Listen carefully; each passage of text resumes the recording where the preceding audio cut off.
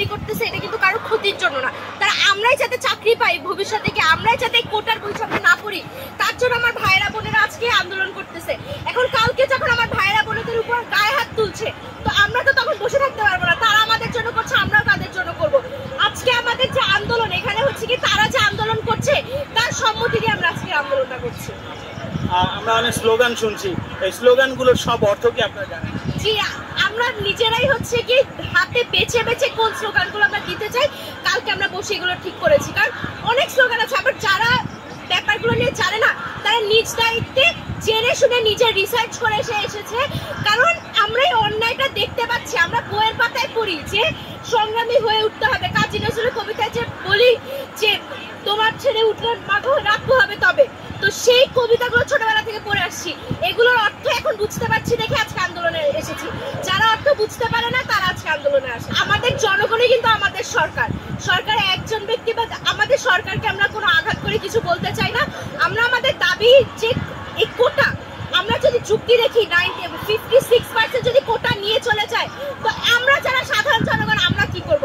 যখন আমাদের বাবা দাদাদেরকে রাজাকার বলছে, তো তখন তো আমরা থেমে থাকতে পারি না। আর এটাকে যে অযৌক্তিক কোটা বলছে, সে 1971 সালের আন্দোলনকেও কিন্তু অযৌক্তিক বলেছিল।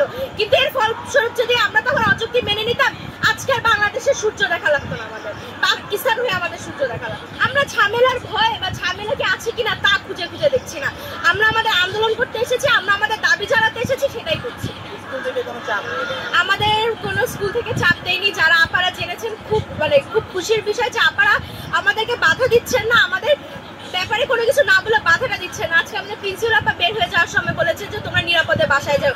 কেউ আমাদেরকে বলেনি যে তোমরা যেটা করছো অন্যায়, কারণ আমরা সবাই জানি যে কোটা সংস্কারের আন্দোলন এটা একটা যৌক্তিক আন্দোলন, এবং আমরা আমাদের দাবি ফাইনালি এটা ফল নিয়ে বাসায় যাব। আমাদের অভিভাবকরা আমাদেরকে সাপোর্ট করছে, কারণ আমাদের অভিভাবকরা আমাদের ভবিষ্যতের কথা চিন্তা করেই বলছে। এখন হয়তো অনেকে বাবা মা ভয় পেতে পারে যে আন্দোলনে গেলে তারা ব্যথা পাবে, কিন্তু আমাদের বাবা মার বিশ্বাস আছে যে এই মেয়েকে আমরা এভাবে কিভাবে বড় করেছি, সে নিজের নিরাপত্তা এবং তার আশেপাশে মানুষের নিরাপত্তা বুঝে যেটা সঠিক সেটাই করবে। তো আমিও বাসায় আমার বাবা মার পারমিশন নিয়ে এসেছি।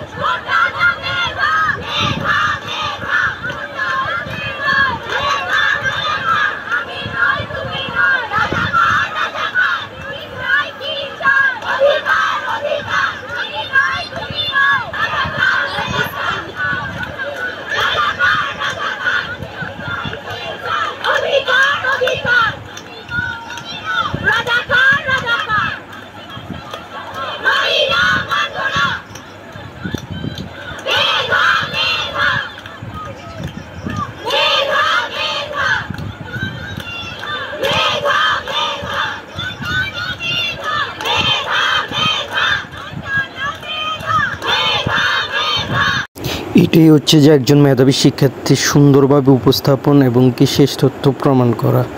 এর থেকে সুন্দর করে উপস্থাপন আর হতেই পারে না। আশা করি সবাই একমত হবেন।